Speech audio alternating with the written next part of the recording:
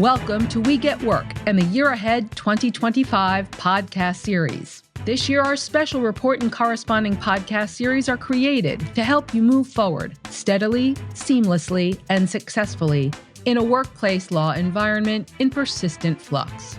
Jackson Lewis invites you and others at your organization to experience the report's legislative, regulatory, and litigation insights in full at our website, jacksonlewis.com, or listen to the podcast series on whichever platform you turn to for compelling content. Thank you, Alicia, and hello, everyone, and welcome to our latest episode of We Get AI at Work. My name is Eric Felsberg, and as always, I'm here with my colleague and partner, Joe Lazzarati. So Joe, it's hard to believe that 2024 has come to a close, and here we are with 2025 upon us.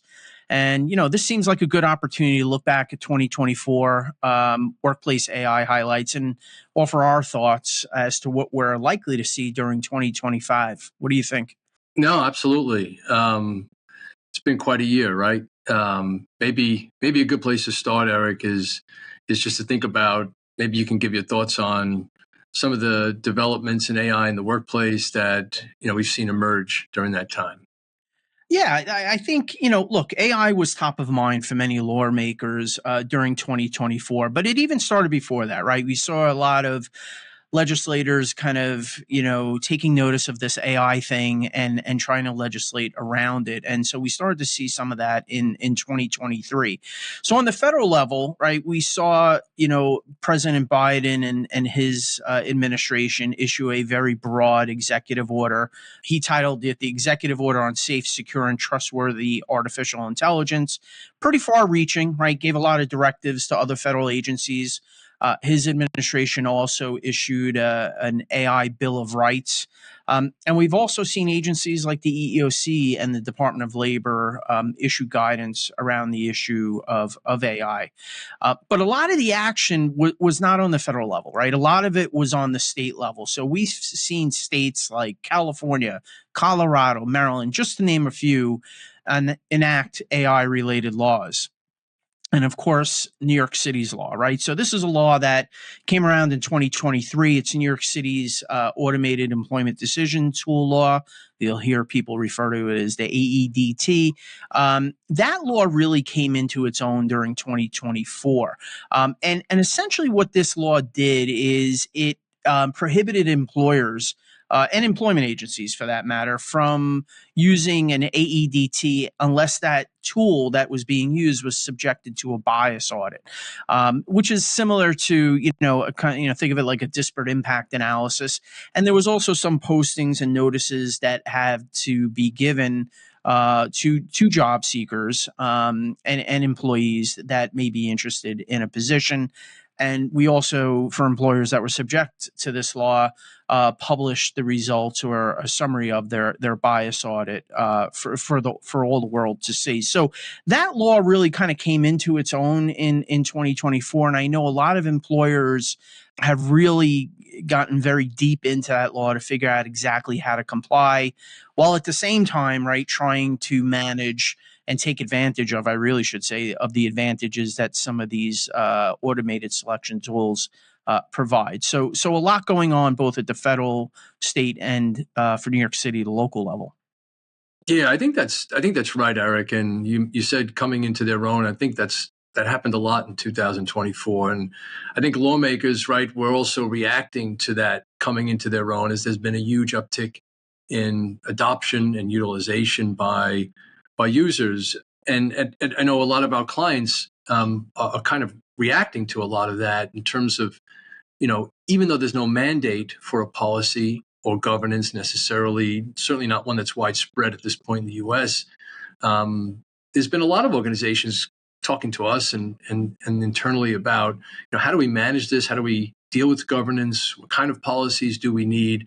What should they cover? Who should they apply to? A whole range of issues like that. So I think that's been a pretty big uptick in trend that I think will continue going forward. We've also seen organizations purchase these services and trying to figure out, what type of applications are best for us. How do we look at that? What type of devices have AI?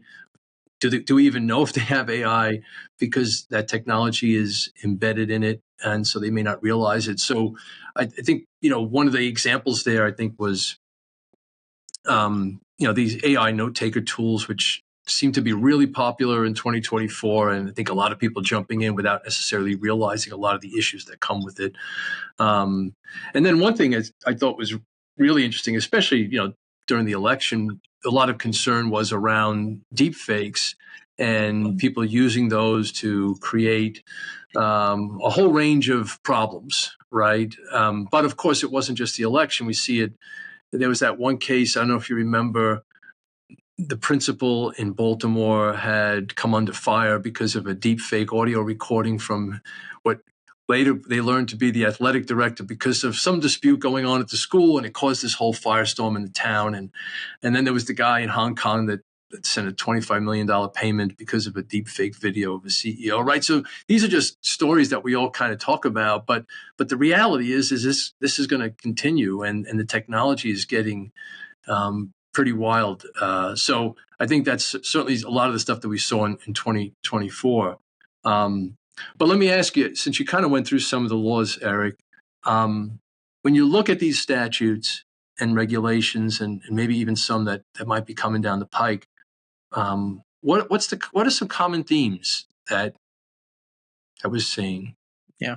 Well, I think insofar as the laws that we've spoken about already, there's really one word that summarizes all of these laws, and that is transparency, right? So from informing job seekers of the use of AI in the selection process to publishing the results of the impact of these tools, similar to what we just discussed a few minutes ago, transparency was clearly the focus of most of these laws.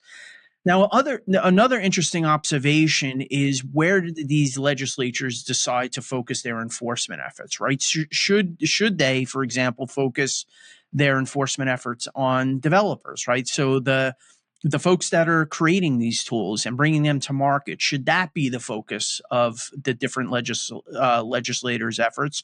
Or should it really be focused on the end users, right? The people that, Joe, you mentioned, maybe going out and purchasing some of these tools, right? Kind of where should we focus, right? And I think that's what a lot of legislatures were kind of thinking about. So it's kind of like, an AI chicken or the egg conundrum, right? Who should own the liability there? Should it be, again, the developers of the technologies, or should it be the users? And if you're trying to make that determination, where does that line fall? Right. And so this uncertainty has kind of worked its way into different legislation across the country. And I think what it does is it kind of really reflects how these lawmakers are grappling with some of these issues that, frankly, don't have an easy answer.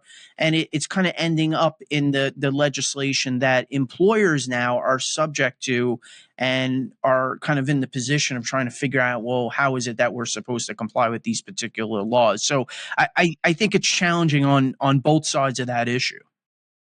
Yeah, I definitely see that as well, Eric. The tension certainly is building, I think, when you see some of these statutes beginning to tinker in the contractual relationships and the reporting obligations and the transparency in some cases that the law is looking to achieve, not just with the end user. In our case, a lot of, when I say the end user here, I'm meaning the employees or the customer, right?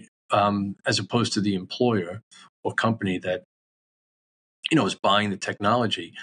But, the approaches like in the Colorado statute, we have, new categories, right? Developers and deployers, and each of them have certain duties that run to one another, such as, information on what type of data are they using and how are they updating that? How are they building their tool? What are some of the risks that they're seeing?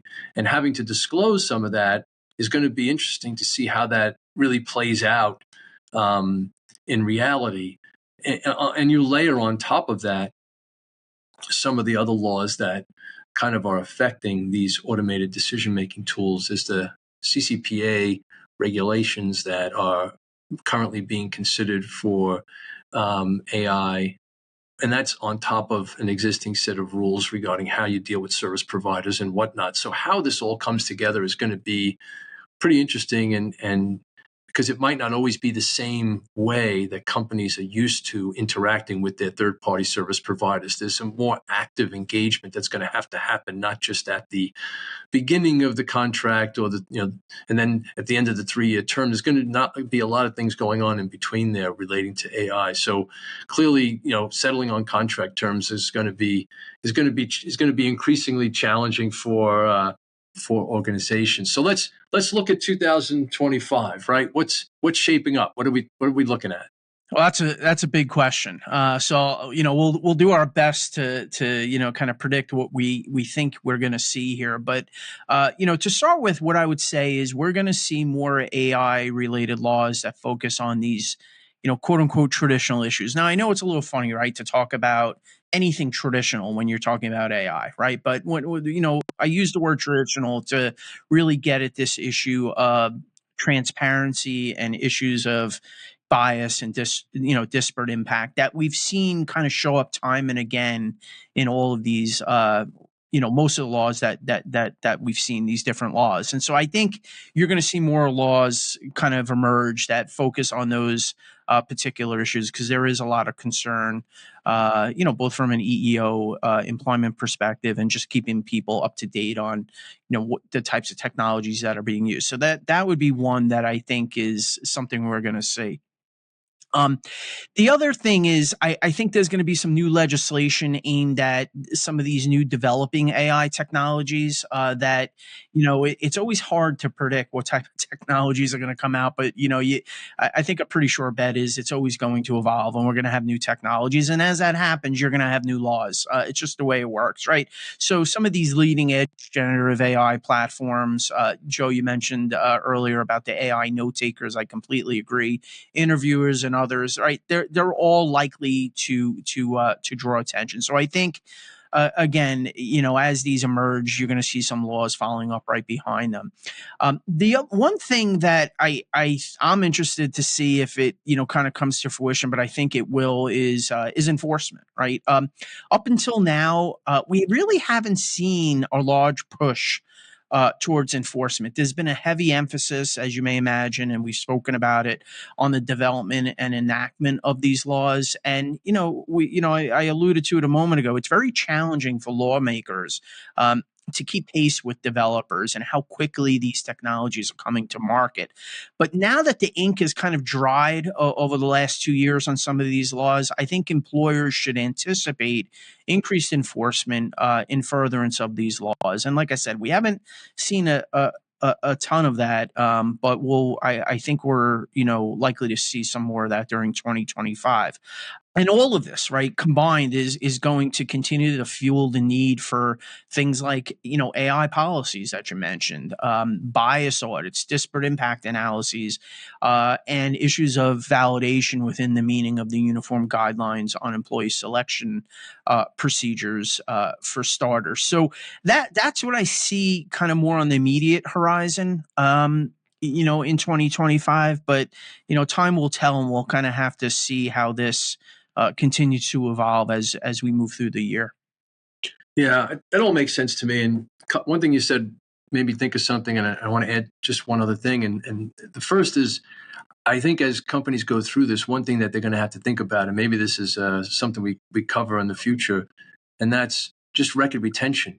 I know that it's something that I'm seeing in some of the statutes, some of the periods of record retention being expanded.